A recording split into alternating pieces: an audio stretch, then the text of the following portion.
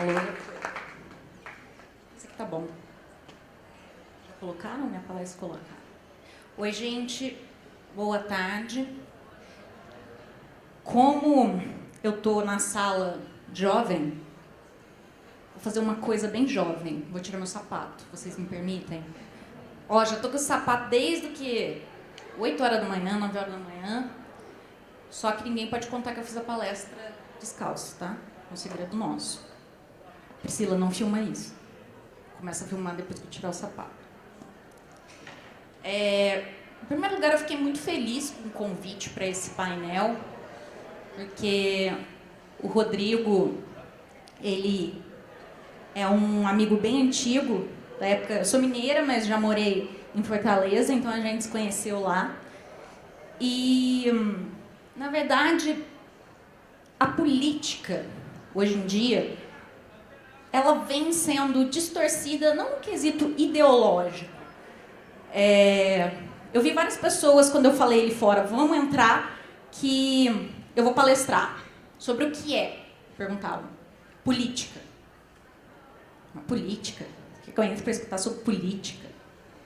E é esse ponto que eu quero começar. O tema política ser uma questão perigosa de se debater, assim como futebol, religião, isso se disseminou e vem cada vez piorando. Por que vem piorando? Porque as pessoas não querem mais brigar entre elas. Eu defendo político X, você defende Y, cada um com unhas e dentes, então é melhor a gente não falar, porque político é muito chato. Isso é uma coisa que eu escuto muito. Às vezes, quando eu falo, eu trabalho com política, as pessoas falam, política, coisa chata. Não é bem assim. Vamos entender por quê. Em primeiro lugar, eu quero trazer essa frase para vocês pensarem. O pior castigo para quem não gosta de política é ser governado pelos que gostam. Então, a partir do momento que você não toma uma posição ativa naquilo que você acredita ou naquilo que você defende, outras pessoas vão tomar por você.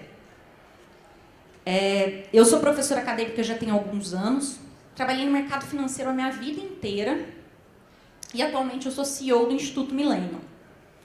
E o Instituto Millennium, ele entende isso aqui, assim como o Instituto Mises, que muitas pessoas não gostam de discutir política porque acham que é um ambiente muito distante. Políticos tomam decisões por nós nos mais diversos aspectos da nossa vida. Então, para quem ainda não estudou isso no colégio, na faculdade, quando um político está lá à frente, tomou uma decisão de algum governador, algum presidente, eles vão impactar sim na tua vida. Eles têm que determinar algum tipo de política econômica. Política monetária, fiscal e cambial são algumas delas. A política monetária, ela impacta diretamente na decisão do governo de quanto é a taxa Selic, que é a nossa taxa básica dos juros. Então, o quanto teu dinheiro rende no banco é um político que está decidindo. A inflação, o quanto que você comprava um fardinho de cerveja e agora você não consegue comprar nem meio com o mesmo dinheiro, isso é inflação. Eu lembro que ganhar R$50 na minha adolescência era assim, tô rica. Consigo viver um mês com R$50. Hoje em dia, R$50 você não faz nenhuma compra completa no supermercado. Isso é inflação. Então, como dizer que a política não tem relação com a sua vida? Política fiscal. Política fiscal nada mais é o quanto que o governo coleta de tributos versus quanto que ele gasta. Então, atualmente, se você é empregado no regime CLT, 5 meses de 12 que você trabalha, inteiros, são só para pagar imposto. Então, você trabalha 5 meses e todo o teu dinheiro vai para o governo e só depois do 5º mês que você está ganhando realmente um salário. E isso o governo recolhe e depois ele vai decidir como é que ele vai utilizar esse dinheiro. Então, isso está dentro da política fiscal. Política cambial. Mila, mas eu nem vou para a Disney. nem visto em bolsa de valores com empresas de fora.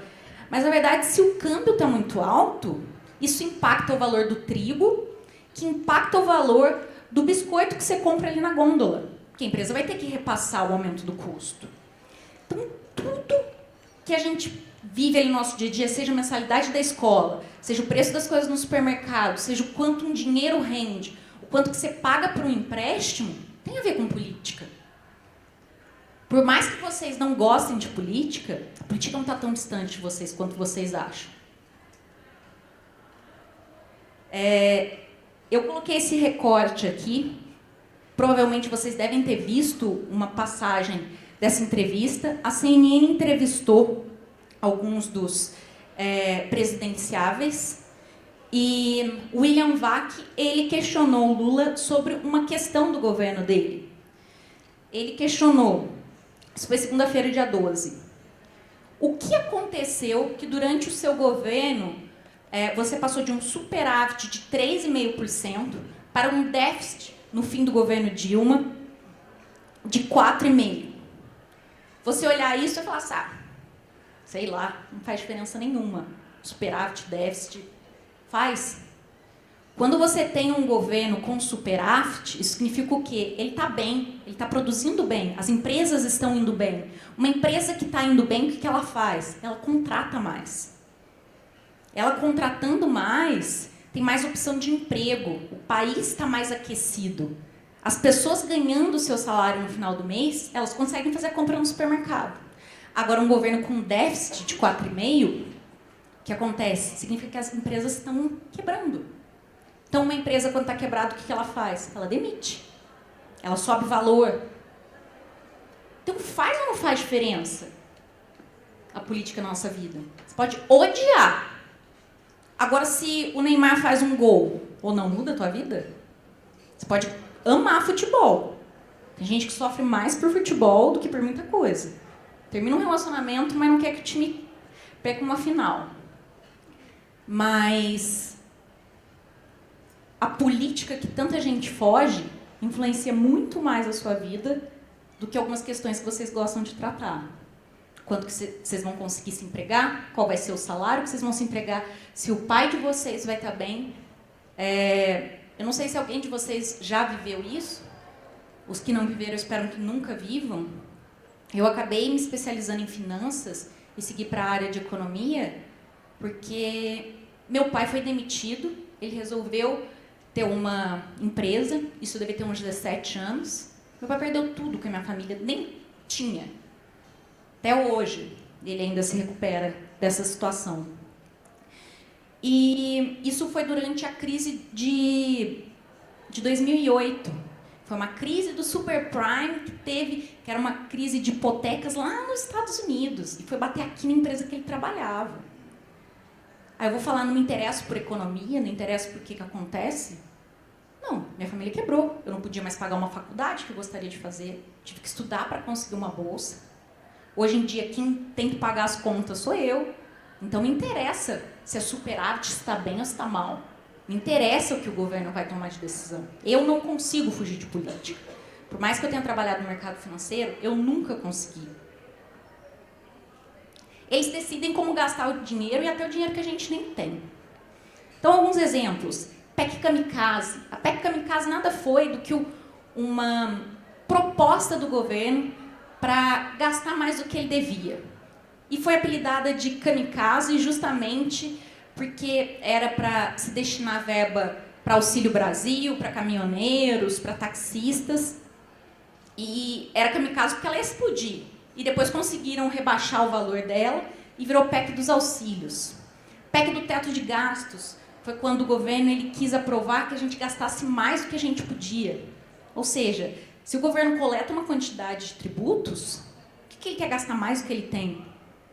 Isso impacta na nossa vida. Sabe por quê? Quem vai pagar essa conta é a gente. O dinheiro não cai do céu. Tem muita gente que acredita que pode imprimir mais dinheiro, é só isso para pagar a conta. Mas não é. É uma coisa muito mais complicada. Esse dinheiro tem que vir do bolso de alguém.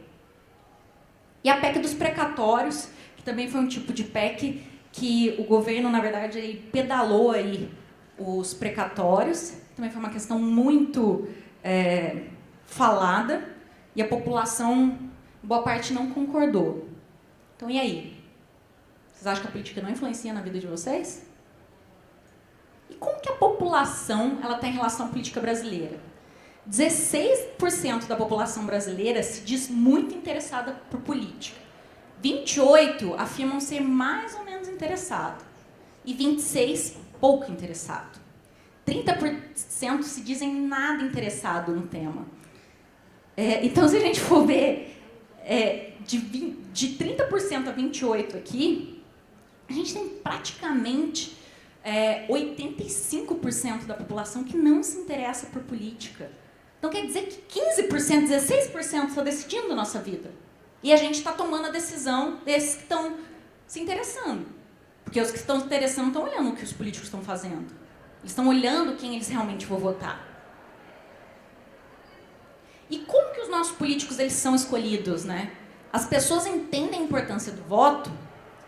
66% não se lembram que deputado votou nas eleições de 2018. 55% admite não saberem o que um deputado federal faz. Gente, o Tiririca se elegeu por uma piada. Boa parte ele já era famoso, mas não sei se vocês se lembram, o Tiririca ele falava: você sabe o que o deputado faz? Não? Nem eu. Então eu vou descobrir e depois eu conto para vocês. Isso é cômico no nível trágico. E a gente colocou nada contra o Tiririca, mas ele era um palhaço. Ele era um artista cômico, batalhou muito na vida. Ele pode ter os defeitos que for, mas o Tiririca é um cara muito comentado pela honestidade dele na Câmara. Mas, gente, ele é um palhaço. 36% costuma decidir o voto a menos de 7 dias antes de ir para uma urna.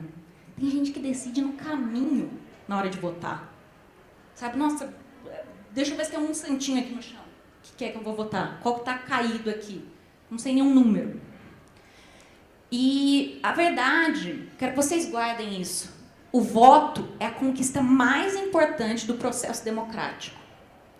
Contudo, apenas escolher o representante é pouco por bom andamento. A população tem que fiscalizar o que eles estão fazendo. Então, a população, além de não estar nem aí na hora de votar, ela também não está nem aí. O que o cara fez? Ah, votei no fulaninho. O que o fulaninho está aprovando lá no Congresso? Quais são as ideias que ele defende? Eu continuo acreditando. Eu fiz uma boa escolha? E é até interessante, falando de um processo histórico, na época que os homens começaram a votar, né, na época das sufragistas, que as mulheres queriam também o direito ao voto, a pessoa só tinha direito ao voto, o homem tinha o direito ao voto depois dele ir para a guerra. Então, assim, valia a pena ele lutar pelo país para ele ter direito a escolher quem ia decidir por ele. Isso, ao longo do tempo, as pessoas não veem mais a importância. E é nessa frente que os think tanks, institutos, assim como o Instituto Millennium, que eu sou CEO, eles são postos à prova. Não adianta nada a gente ficar só discutindo se a gente não tem algum impacto na sociedade. O que acontece realmente ali? Então, é isso que, assim como o Rodrigo falou, o Mises faz, o Millennium, Livres, vários institutos. Teve essa notícia na Forbes que falou sobre os principais institutos aqui no Brasil que promovem a liberdade. Aqui temos o Paulo Guedes, com o Winston Ling. O Paulo Guedes ele foi um dos fundadores do Instituto Millennium. O irmão do Winston Ling, que é o William Ling, também foi um dos fundadores do Millennium. Os irmãos Ling eles têm um instituto que eles mandam estudantes ir para fora do país estudar um pouco sobre política, economia e direito, normalmente em Georgetown, em Washington, D.C., nos Estados Unidos. Aqui temos o Hélio Beltrão e o Salim também. São pessoas que ajudam esses institutos a promover o conhecimento, levar o conhecimento para a população. Então, saiu na Forbes, o Instituto Millennium está lá, assim como o Mises, vários institutos, assim como dá para ver, né? Assim como pessoas influentes também que ajudam nessa disseminação de ideias.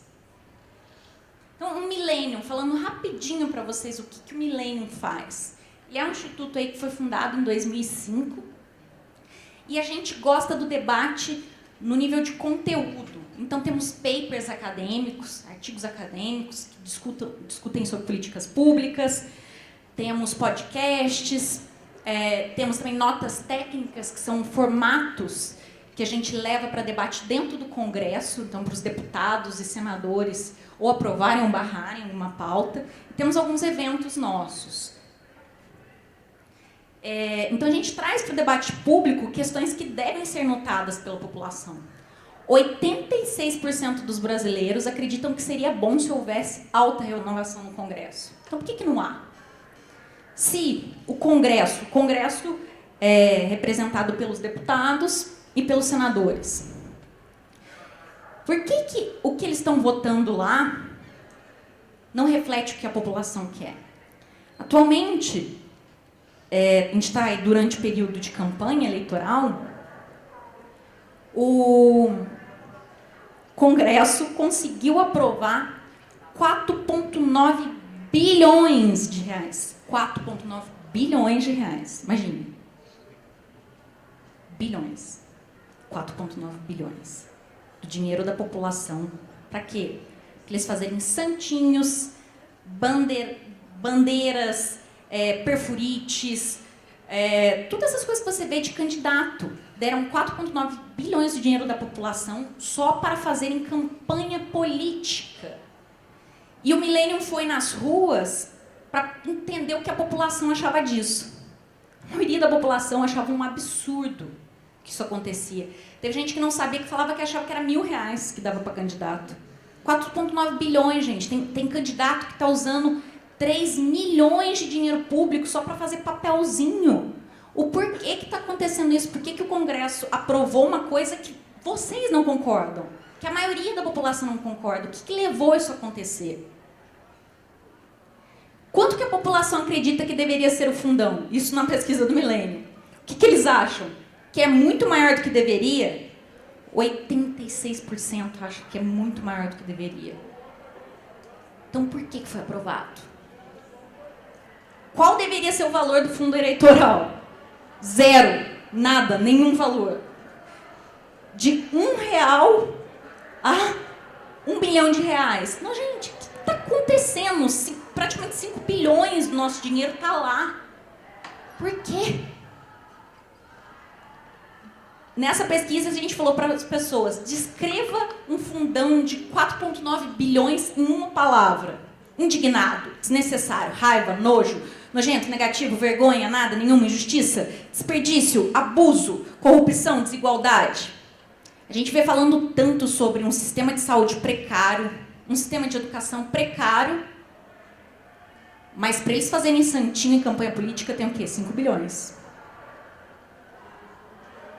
Se a população não concorda com a destinação desse dinheiro, o que leva ele a ser aprovado? Olha que engraçado, quem que aprova pautas dessas? Quem vai usar o dinheiro? Os próprios deputados e os senadores são quem aprova. Aqueles aqui, ó. Câmara dos Deputados. E aí, Mila, você quer que sobe teu salário para 1 milhão? Manda, só manda. Eu acho que é muito justo aumentar o dinheiro da minha cesta básica. Eu quero fazer um supermercado de R$1.000 dia. Óbvio que eles vão querer ser pro bem deles. Mostra que eles não estão preocupados com o que a população pensa. Eles deveriam estar representando o que a população acha. Mas eles estão votando... Na verdade, gente, eles queriam votar que o fundo fosse de 5,7 bilhões. Conseguimos reduzir para 4,9. Surreal da mesma forma. E renovação?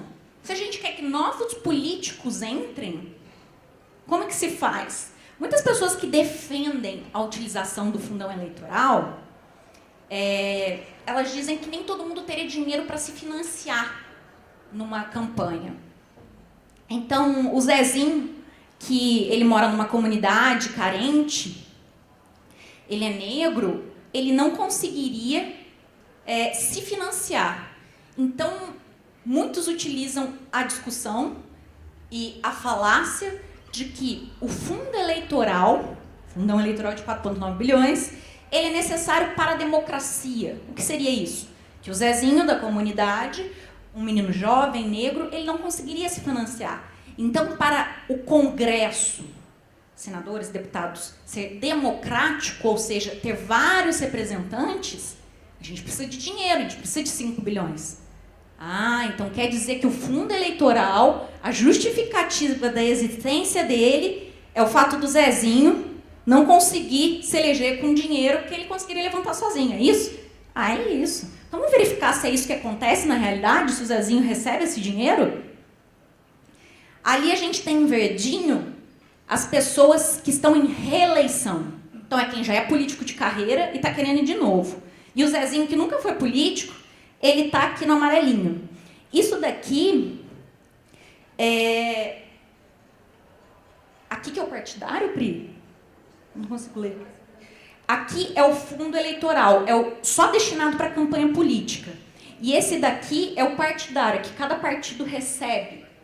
Então, independente do fundão eleitoral quanto o fundão partidário, olha o quanto de político de carreira. Cadê o Zezinho que está querendo representar a comunidade dele na política? Reeleição. Os outros que chegar primeiro, pode sentar na janela, o Zezinho não pode não. Ué, mas não era para democracia? Não era para que todo mundo fosse representado? Mas não é o que acontece. Vamos ver então de grupos minoritários em prol da representatividade democrática. Acontece? Também não. 72% dos recursos foram para homens, ainda que haja cota para as mulheres na política. Os partidos, na hora de apresentarem os seus candidatos, eles já são obrigados a ter uma cota feminina. Que as mulheres ali, elas possam participar da política. Ah, então se a mulher é considerada minoria dentro da política, ela também entra para a representatividade da democracia, né? Então o fundo eleitoral, se é em prol da democracia, teria que ir para a reeleição, que a gente já viu que não acontece, quer dizer, teria que ser para renovação e não para reeleição, mas não acontece. E teria que ir para mais mulheres, então, porque não tem tanta mulher, e a gente sente que é representatividade. Olha só, gente. Tudo isso aqui é homem, homem, homem, homem, homem. E as mulheres? Cadê, então, a representatividade que diz da democracia? Não tem também quando se diz em prol do sexo. Ah, então esse valor ele vai ajudar os mais pobres. Se a pessoa não tem dinheiro, ela está alegando que é necessário o fundão eleitoral para que ela consiga se reeleger, porque ela não teria dinheiro para se candidatar e pagar ali os santinhos, as bandeiras. Então, esse fundão deve ir para uma pessoa mais pobre, já que ela tem mais ali necessidade. Gente, aqui são os que mais ganham fundão eleitoral. Sabe quanto que é o patrimônio desses candidatos? Acima de 1,8 milhões de reais. Então, quem mais recebe fundão eleitoral é quem? São as pessoas que têm mais de 1,8 milhões de patrimônio. E o Zezinho que eu tinha falado? Ah, o Zezinho tá lá, né? Mas o fundão é necessário para a democracia. Cadê? Cadê? Tá colocando mais mulher? Tá colocando mais gente pobre? Está colocando os grupos minoritários, que seriam os negros, indígenas, amarelos e pardos? Não, são brancos, homens, ricos. Essa não é a definição que eu tive, é uma definição do TSE. Eu só estou mostrando para vocês os dados de quem recebeu. Se deve ter essa separação e como deve ser? Não essa questão, eu só quero que vocês pensem. Mas então o fundão, ele promove a diversidade e igualdade de condições, como se propõe a fazer? Mais uma vez, não. 66% dos recursos foram para as pessoas brancas e a tendência de repetir em praticamente todos os partidos. Tá aqui, ó, branco, 66,2%. Estão falando que é para melhorar a democracia. Isso só confirma a falácia de que fundão eleitoral promove democracia e entrada de novos representantes no poder. Como que a gente soluciona esses e outros ultrajes com a destinação do dinheiro do contribuinte? Informação de qualidade. Talvez se eu não tivesse trazido isso para vocês, vocês nunca saberiam disso. Quem aqui não sabia que o fundão eleitoral era de 4,9 bilhões, levanta a mão. Triste, né? Muito triste. Então, é esse o papel de um instituto como o Millennium, de think tanks, é trazer para vocês o que acontece. Porque o que acontece? As pessoas que estão ali ganhando dinheiro para se eleger e continuar na política, elas não estão representando nossas ideias. E a única forma da gente conseguir fazer a diferença são pessoas que pensem o dinheiro da população. Então, a informação de qualidade, ser um agente de mudança de informação, é difícil. Mas muitas pessoas não entendem o que acontece na realidade no nosso país. E essa é a realidade. 5 bilhões do nosso dinheiro, trabalhado suado, para a galera comprar santinho, gastar com bandeirola, que dia 2 de outubro vai estar tudo, sabe onde? No chão. A gente vai pisar, assim, ó, 5 bilhões de reais. Não descalço, mas vamos pisar. Então, o que eu gostaria de vocês? Sejam agentes de mudança. Pesquisem mais e não aceitem o que vocês escutam na televisão, dos artistas, de pessoas, amigos, até familiares. Pelo contrário, pesquise. Se informe, informação de qualidade, dados. Isso que eu trouxe são dados pesquisados. TSE, pesquisa séria. Leu, entendeu? Agora você tem uma ideia fundamentada. Porque fora isso, gente, sem isso não há debate rico, não há argumentação. Só a gente pode levar informação de qualidade que seja, aos poucos, para mudar o nosso país, para mudar uma realidade tão triste dessa. É isso. Termino a minha apresentação. Muito obrigada para vocês. Para quem gostaria de me seguir nas redes sociais, é Mila com 2 L's Maia. E o Millennium é Millennium Instituto, Millennium também com 2 L's, assim como Mila. Muito obrigada.